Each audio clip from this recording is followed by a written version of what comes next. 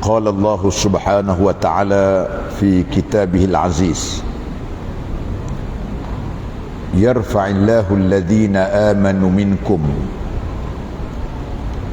والذين أوتوا العلم درجات.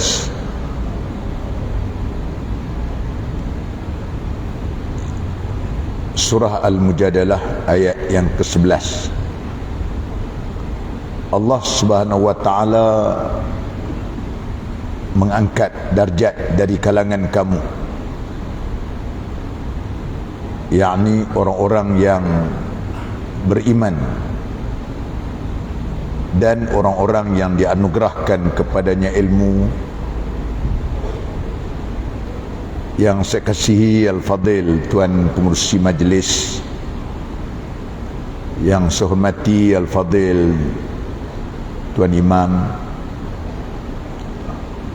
seluruh ahli jawatan kuasa masjid,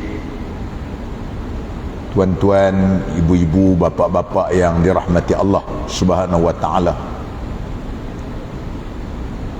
Pertamanya, marilah sama-sama kita merafakkan kesyukuran yang tinggi kepada Allah. Dengan limpah kurnia kita dapat sama-sama pada malam yang berbahagia ini, kita berada di dalam satu majlis ilmu, majlis yang disukai oleh para malaikat, iaitu majlis zikrullah, untuk kita mengingatkan diri kita kepada Allah Subhanahu wa taala. Tuan-tuan yang dirahmati Allah Subhanahu wa taala, dalam mukaddimah tadi saya telah membaca ayat yang selalu kita dengar, iaitu ayat yang Allah Subhanahu wa taala telah di atas muka bumi ini dengan Allah Subhanahu wa taala memberikan kepada kita. Yang pertama ialah orang yang beriman. Syarat untuk Allah Subhanahu wa taala angkat kedudukan kita atas dunia ini ialah kita mesti menjadi orang-orang yang beriman. Dan yang keduanya ialah Allah Subhanahu wa taala menjadikan kita ini orang-orang yang dianugerahkan dengan ilmu pengetahuan. Ini dua syarat dia. Kalau beriman sahaja tetapi tidak ada ilmu, Allah Ta'ala tak angkat darjat. Kerana orang yang beriman sempurna, dia mesti dengan ilmu. Ataupun dia itu orang yang ada ilmu tetapi tidak ada iman pun tak boleh juga. Dia cerdik, dia tipu orang, dia rasuah, dia makan harta tak betul. Dia mesti, syarat dia mesti dua ini dikombainkan, dua-dua barulah dia akan menjadi Allah Ta'ala angkat darjat dia. Walau bagaimanapun malam ni saya tidak menghuraikan berkenaan yang pertama, kenaan iman yang sering dibahas, dibincang, tuan-tuan pun sudah makruf. Tapi malam ni saya nak bicarakan berkenaan dengan hal yang berkaitan dengan soal ilmu. Kerana tuan-tuan, berharganya ilmu, sehingga ada satu ungkapan perbandingan, ilmu itu lebih baik daripada harta, sebagaimana yang pernah dinyatakan oleh Sayyidina Ali karamallahu wajhah. Sayyidina Ali kata, al-ilmu khairun minal mal. Ilmu itu lebih baik daripada harta. Kerana Saidina Ali kata, yang pertama hujah dia nak menunjukkan tentang ilmu itu lebih baik daripada harta ialah dia kata al-ilmu yahrusuka. Ilmu ini dia jaga kamu. Ilmu ni dia jaga kita.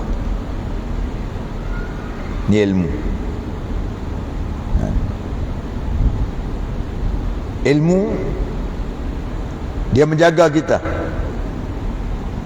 Allah Subhanahu wa taala juga sebut dalam Al-Quran, innama yakhshallaha min ibadihi al-ulama. Sesungguhnya orang yang takut akan Allah Ta'ala itu ialah ulama. Justru itu seorang ulama dia mesti takut dengan Allah. Syarat nak menjadi ulama ini tak cukup dengan hanya ada ilmu. Kalau dia tidak takut dengan Allah Ta'ala. Kalau dia hanya ada ilmu saja tetapi dia tidak takut dengan Allah, maka dia bukan ulama. Ataupun takut dengan Allah tetapi tidak ada ilmu, itu juga bukan nama ulama. Ulama dia mesti ada ilmu. Dia menguasai bahasa Arab, menguasai berkenaan dengan fiqh, menguasai berkenaan dengan ilmu akidah, menguasai berkenaan dengan ilmu tauhid, menguasai dengan ilmu balaghah, ilmu-ilmu berkaitan dengan isti'arah, kinayah, tarikh tasyri', sejarah perundangan Islam, qawaid fiqhiyah, usul fiqh. Ni syarat dia nak jadi ulama ni mesti ada ilmu. Mesti ada ilmu. Ya? Menguasai bahasa Arab. Saya tidak pandai, saya bukan ulama. Ulama dia mesti menguasai ilmu banyak. Sebab itu terma ulama ini hanya khusus untuk orang yang alim dalam bidang agama saja.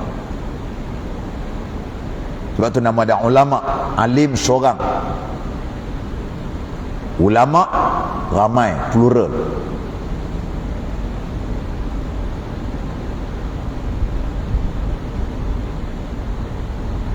Sebab apa dia? Walaupun dia tu seorang, kita sebut dia tetap dengan nama ulama. Ulama. Kita katakan almarhum Tuk Uni Aziz tu, Dr. Haruddin, Tuk Roji Hadi, katakan ulama. Walaupun dia seorang, kita kata ni seorang ulama. Dr. Suqardawi, kan? Walaupun dia seorang, kita sebut ulama. Kerana mereka ini menguasai ilmu yang banyak. Orang yang mengaji lain daripada agama, dia tidak menguasai ilmu yang banyak. Kalau dia mengaji bahagian engineering, kalau dia sivil, sivil lah. Buat bangunan dia tahu. Tapi untuk soal petroleum dia tidak tahu. Kalau mechanical, dia tahu bahagian mekanik. Dia tahu bab itu. Tapi dia tidak tahu berkenaan dengan nak buat rumah.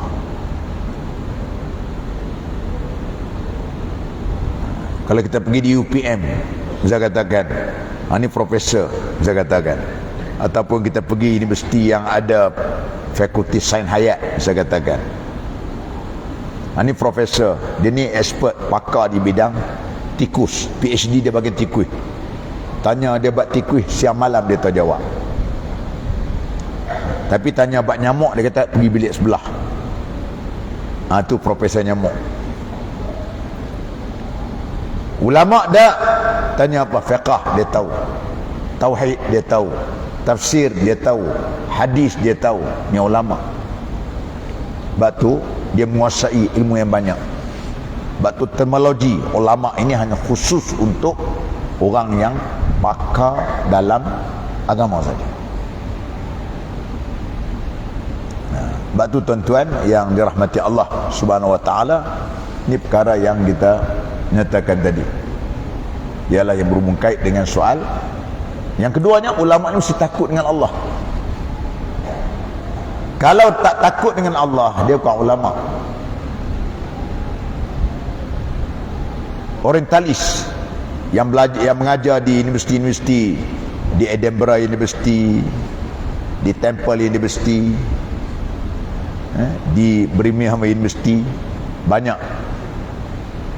kawan-kawan saya yang katakan kalau kita buat PhD dalam bidang Islamic Study, yang menjadi supervisor kita, guru kita ialah majoritinya dari kalangan orang bukan Islam, tetapi mereka tu expert, pakar dalam bab agama. Dulu ada macam orientalis seperti mana Goldziher, anak Tombi, pakar dalam bidang dakwah. Goldziher pakar dalam bidang hadis. Jadi mereka tu kafir, tak beriman. Adakah mereka ulama? La, mereka bukan ulama, kerana mereka hanya reti agama tapi mereka tidak takut dengan Allah Ta'ala. Kita pun sama. Kalau ada ilmu tetapi kita tak takut dengan Allah, maka bukan ulama. Baik, sebab itulah ulama, ilmu ini dia memelihara kita. Yang kata ilmu ni dia akan menjaga kita, jaga kita. Ilmu ni, al-ilmu yahrusuka, ilmu dijaga kita. Sebab tu apabila kita nak buat satu perkara, kita tak buat pasal apa? Kita lah pengetahuan kita tak boleh buat ni haram, tak boleh buat ni, Tuhan larang. Kita pergi luar negara, bebas untuk buat apa saja, nak minum arak ke berzina tak ada masalah. Polis tak ada, cegah maksiat tak ada, tu imam tak ada. Kita boleh buat apa saja. Kita tak buat pasal apa? Yahrusuka, dia jaga kamu.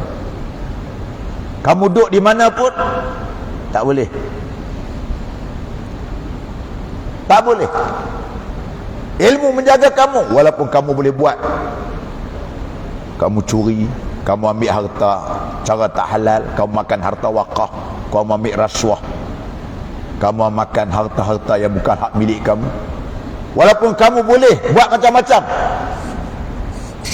Kadang-kadang orang wakaf kepada kita, bubuh tanah kita, dari segi undang-undang pejabat tanah nama kita, sedangkan itu orang wakaf untuk lain, orang hanya amanah untuk masjid, untuk sekolah sebagainya, maka bubuh nama kita, bawalah ke mahkamah dunia pun kita menang. Tetapi ilmu menjaga kita, menjaga kita, menyebabkan kita tidak makan harta tadi, tak makan harta tadi.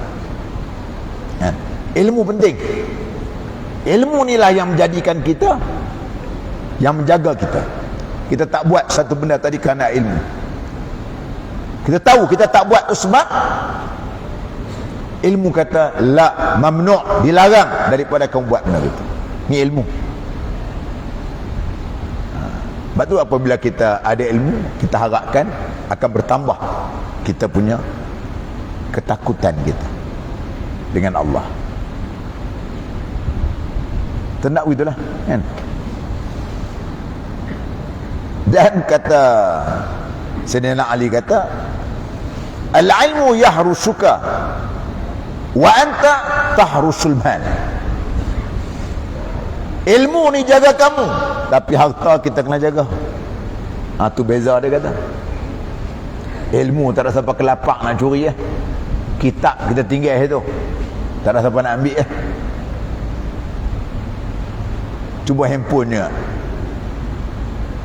cincin kita tinggal kat bilik ayak dengan bilik mayang, tak sempat doa iftitah habis, orang balas dah.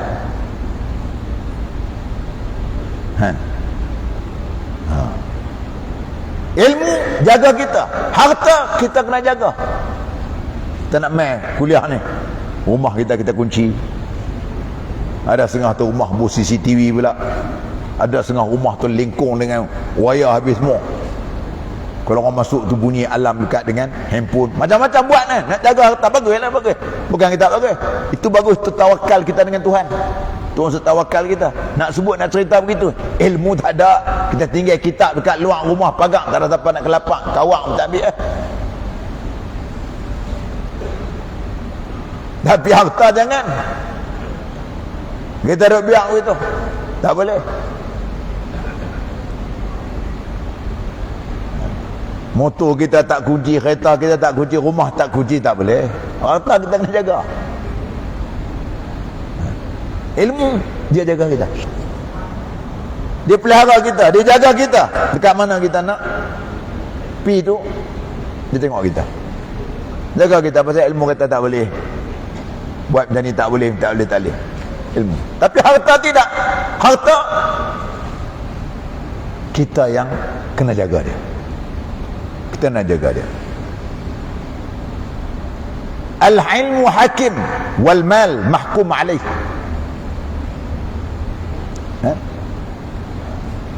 Dia kata lagi ialah harta ini, ilmu ini hakim. Nak menjadi hakim mesti ada ilmu. Wal mal mahkum alaih, yang menjadi bahan bukti untuk dibawa ke mahkamah, untuk dihukum. Kita bila satu kes, kita tengok motor ke apa, barang kemas ke apa benda ke, duit ringgit ke sebagainya, dia akan jadikan sebagai satu bahan. Dia bercara ni, tanya duit dah awak kata anak guaman saya ambil. Dia tanya duit tu ada itu. Cara macam mana awak kata dia ambil? Dia tanya pula duit tu 10 ke 50. Ngagau kita nak jawab.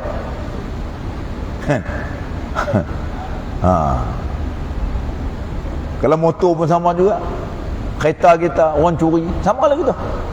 Wal mahkum alaih. Harta ini barang yang untuk ditanya dan disoal jawab, yang kita harta. Tapi ilmu hakim. Maksud dia orang nak jadi magistrate, nak jadi hakim.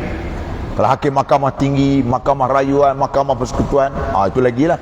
Mesti orang senior-senior, tak ada orang muda-muda. Mereka ni otak mereka tu, orang kata apa, undang-undang ni duduk dalam kepala otak mereka. Pasal apa? Pasal mereka ada ilmu. Nak jadi hakim mesti ada orang ada ilmu. Jadi hakim. Ataupun kita tak jadi hakim mahkamah pun sama. Kalau ada orang yang bergaduh dalam, kita katakan dalam masyarakat kita, dia maju buat tu imam ni hakim. Orang nak jadi imam ni orang ada ilmu. Tok guru dan sebagainya, ni saya ni bergaduh ni, macam mana Tok nak suruh selesaikan. Tok guru ni hakim, dia ada ilmu. Sebab tu orang lantik dia untuk menjadi pendamai. Lantik tu imam pasal apa? Tu imam tu menjadi pendamai, dia ada ilmu. Harta wal mahkum alaih.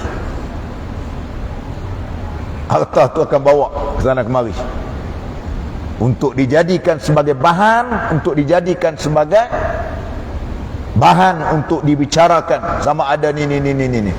Tu katakan tadi.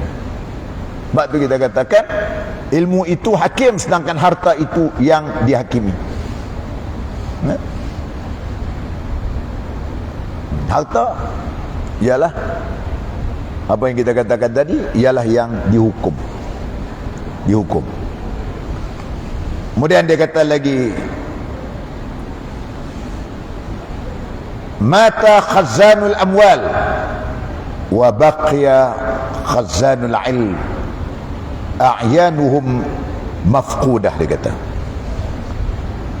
para penyimpan harta meninggal dunia, namun penyimpan ilmu tetap ada sekalipun mereka tiada. Sekalipun mereka tiada, wa ashkhasuhum fil qulubi mawjudah, dan sekalipun badan mereka tidak ada, namun mereka tetap ada di dalam hati. Ini ilmu. Ilmu apabila dia meninggal, orang kata dia ni masa duduk atas dunia lah, kaya dia ni, dia pak dia lagi kaya, dia Tok Wan lagi dia kaya. Tok Wan dia ni niaga tu sejak duduk Penang tu, mula-mula lagi lama tu. Orang lama harta mereka kot Penang pun ada, kot belah pulau tu ada, macam-macam cerita kan. Dia mati habis. Masa dia hidup, orang habaq lagi tu ada kot kampung kita, orang duk peringat berkenaan dengan hak orang kaya. Kita duk ingat lah ni, tak ada waktu dia orang ingat lah. Masa dia duk pakai kereta merlak, kereta depan rumah tu kita tengok susun macam pasu bunga, banyak sangat kereta. Pagi-pagi tak tahu nak naik mana. Yang kita pula pagi-pagi tak tahu nak naik menatang apa kan. Banyaklah kereta dia, maksud dia kan, banyak dia. Bila mati tak ada dah, orang tak ingat dah. Kita tak ingat dia habis dah mati. Bala mudik duk mati habis. Kecuali dia tu waktu dia hidup dulu, dia wakafkan, dia bagi inilah, ni bangunan-bangunan masjid ni lah banyak bagi, bangunan-bangunan dewan ni dia banyak bagi, orang ingat lah gitu. Tapi tang berkenaan yang kaya dia tu tak ada, orang tak ingat dah. Orang tak ingat dah kan. Harta orang tak ingat, tak ada, habis dia mati tutup buku, orang tak ingat dah. Manakala hak yang berkenaan dengan wa baqiya khazanul ilm a'yanuhum mafqudah, walaupun kita tengok orang hak yang memiliki ilmu ni tuan-tuan, sekalipun badan mereka tak ada, maka meninggallah. Tapi tuan-tuan, orang tetap jiwa dia, ingatan dia itu kepada kita lah, hati tak ada. Hak orang duk main mengajak ni masjid ni. Masjid ni berpuluh tahun dah Pak Omar. Ada 30 lah biar no. Hak mengajak ni, kita kata orang lama mengajak ni, orang ingat tak ada dah, dia meninggal dah. Kita sebut nama dia lagi, walaupun dia mengajak kita 20 tahun dulu no. Orang kaya kot belah Seberang Jaya ni, orang tak ingat mana orang nak sebut lagi. Waktu dia hidup kita peringat, bila tengok kereta dia lalu depan rumah kita. Masa dia tengok dia tu, tengok lah, teringat dia tu. Sekarang dia tak ada habis-habis lah. Dah ilmu dah, orang panggil dia ni. Kami ni kena agama kerana dia. Dulu kami jahil duduk kampung ni, kes dia duk main mengajak kami dulu tak semayang duduk kampung ni dulu, misal contoh dia gitu, tak semayang dulu, tak erti semayang, dia ajak kami dulu kampung ni dulu. Perempuan-perempuan mana tutup aurat, sejak dia main mengajak ni lah kami yang tutup aurat ni. Orang kan ingat dia, sebut nama dia, walaupun dia dah meninggal puluh tahun dah, orang kan ingat. Orang kaya ada harta, orang tak ingat. Tetap orang kata apa, terpahat dalam hati manusia, mengingatkan berkenaan dengan apa yang dia lakukan ilmu ni tadi kepada orang lain. Inilah kata ilmu tu, kata Sayyidina Ali, betul lah tu. Orang kan ingat pada dia. Kita ingat kita kalau ulama-ulama ni kita akan ingat apa nama Tok Guru Haji Ahmad Tuan Sin, kita katakan ada pondok di Pokok Senar, Tok Guru di Penanti, kita akan ingat sebut nama-nama hak Tok Guru tu, ilmu mereka kita akan ingat kan. Ini semuanya pasal apa? Pasal ilmu mereka tadi. Dia meninggal pun orang akan ingat dia, orang akan ingat dia. Berbeza dengan orang yang harta saja, kalau tak ada ilmu, misal kata orang tak ingat, habis. Inilah yang disebut oleh Sayyidina Ali karamallahu wajah ini, nak menunjukkan betapa mulianya ilmu kepada kita, mulianya ilmu kepada kita. Masya-Allah, ini ilmu yang orang lain tidak miliki, benda itu ada. Itu kita tak cakap lagi lah berkenaan dengan dia mengajak kita sampai kalau kita kena semayang. Selalu saya dapat contoh kan, budak-budak kita dah tengok yang guru-guru ada mengajak di sekolah, peringkat tadika Islam ke pasti ke peringkat ni. Tu bayang kau tengok dia mengajak kenal budak-budak itu umur 6 tahun kata reti semayang. Tu bayang kau tengok kalau umur budak yang dia mengajak 6 tahun macam kita hari ni lah. Dia saya umur dah 59 tahun. Katakan kita reti semayang lu waktu umur 7 tahun 6 tahun, kita bayang kau tengok. Hak hidup mengajak kita mati dah tuan-tuan. Mati dah. Tapi pahala tu mencurah kita semayang maghrib saat dia dapat pahala dia. Pasal dia yang mengenalkan kepada kita semayang. Dia yang mengenalkan kepada kita Quran. Dia mengenalkan kita pada Fatihah. Dia mengenalkan kepada kita bacaan dan semayang. Lagi umur kita hidup, Masya Allah, mencurah-curah. Itu dikatakan amal jariah. Jariah ni maknanya amal yang berjalan, amal yang terus berterusan, amal yang terus berlari. Duduk masuk kada dia meninggal dah. Cuba bayangkan tengok. Cuba bayangkan tengok, inilah dia kelebihan orang yang mengajak. Dan tubak tu yang tadi orang sebut berkenaan dengan dia, oh dialah orang mengingatkan walaupun dia mati puluh tahun dah. Lebih lagi pula kalau mereka pula kita tengok dia mengarang kitab-kitab. Contoh dia macam Imam Ghazali rahimahullah, kitab dia. Begitu juga kita tengok buku-buku yang dibaca alam Melayu ni, buku-buku kitab-kitab Jawi. Syekh Daud Watani, Abdul Samad Palambani. Terbayangkan kan? Mereka dah meninggal, buku mereka tu dicetak berpuluh-puluh kali. Cetak berpuluh-puluh kali. Cetak dalam berbagai bahasa. Masya Allah, tuan-tuan. Pahalanya, Masya Allah, akan perolehi. Ingatan orang kepada dia sekali orang sebut nama dia. Ini nak menggambarkan tentang itu yang dikatakan kelebihan orang yang ada ilmu ni, tuan-tuan. Begitu juga tentang apa yang disebut, apabila kita ada ilmu ni, kita akan dapat mengelokkan amal. Wa jamalul ilm islahul ilm. Kenapa keindahan ilmu itu hanya nampak jika ilmu tersebut mampu memperbaiki amal kita. Jamalul ilm, keindahan ilmu tadi, apabila islahul amal, kita dapat membaiki ilmu kita, membaiki amal kita. Kalau mengaji tinggi-tinggi, ngaji tinggi-tinggi sampai PhD sampai 2-3 ngaji, tapi amal dia tak beramal dengan ilmu dia, tak nampak kecantikan ilmu dia, tak nampak. Walaupun ilmu dia banyak, tapi tak beramal. Dia pun tak beramal, anak isteri dia pun tak beramal, anak isteri dia pun aurat tidak menutup, dia sendiri pun kita tengok tidak menunjukkan akhlak yang baik. Walaupun kadang-kadang mengaji agama, misalnya kata-kata kutukan, tapi dia tidak beramal, tak nampak berkenaan dengan kecantikan ilmu dia, tak nampak. Sebab dia tidak ada gunanya, dia tak aplikasi dalam amalan dia. Nak nampak kecantikan ilmu itu, mesti dia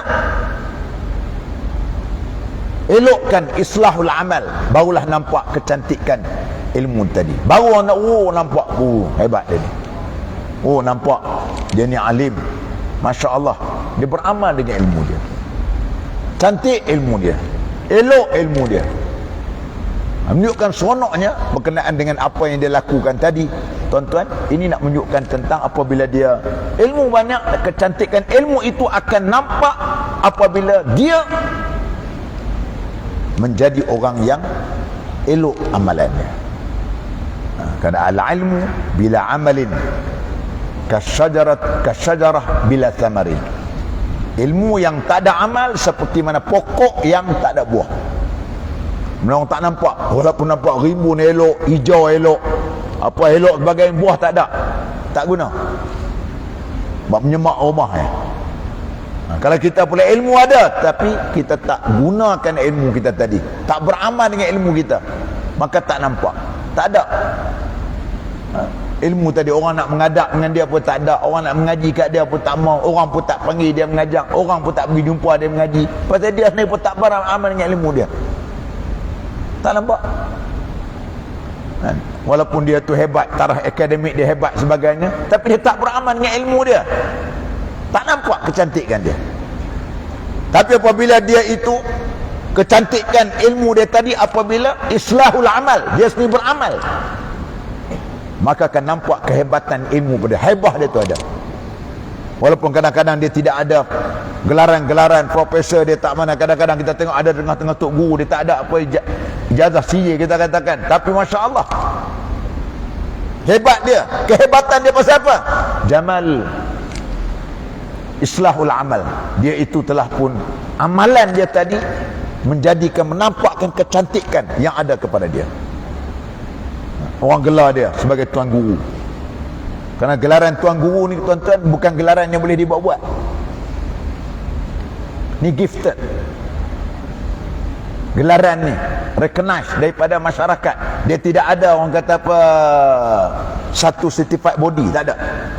Macam kita katakan nak dapat gelaran profesor, kita buat kajian ini, jurnal kita keluar di peringkat antarabangsa, berapa kali kita dapat keluarkan, tu dia dapat gelaran-gelaran profesor di universiti kan.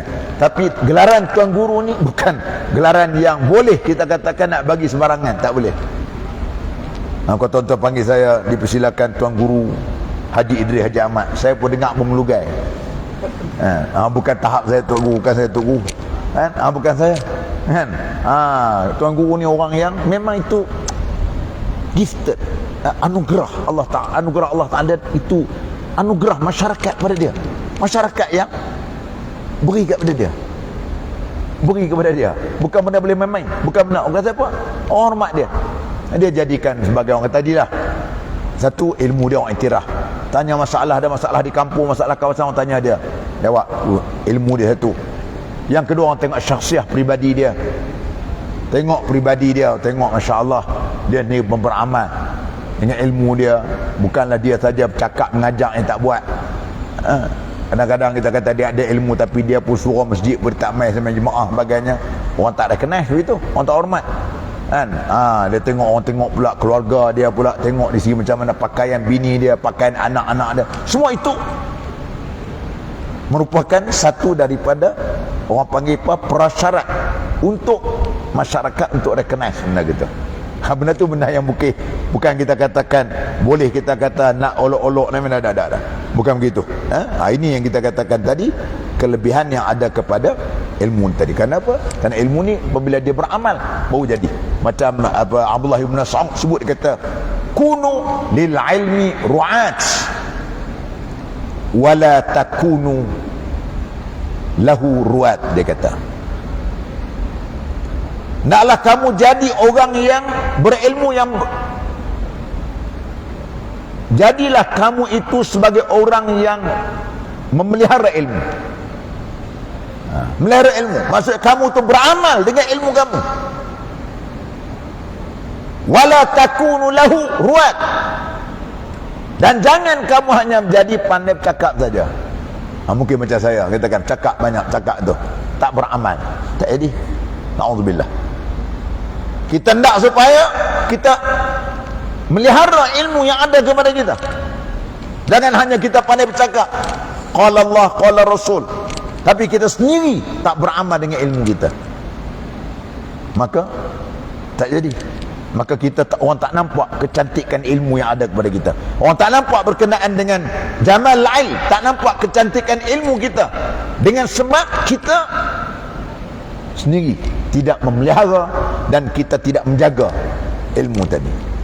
Bila kita jaga ilmu, kita melihara ilmu, maka insya-Allah di sana kita akan dapat lihat bagaimana nampak kehebatan ilmu tu akan ada.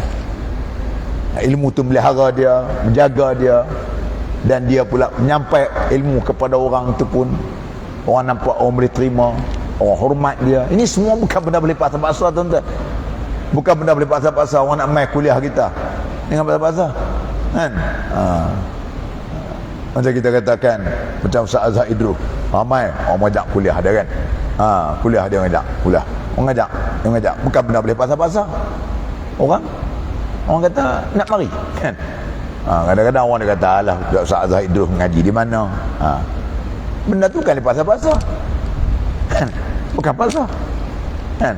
Benda tu kita katakan benda itu datang, orang nak main dengar, nampak dengar. Itu benda-benda yang perlu kita jaga, pelihara aspek itu.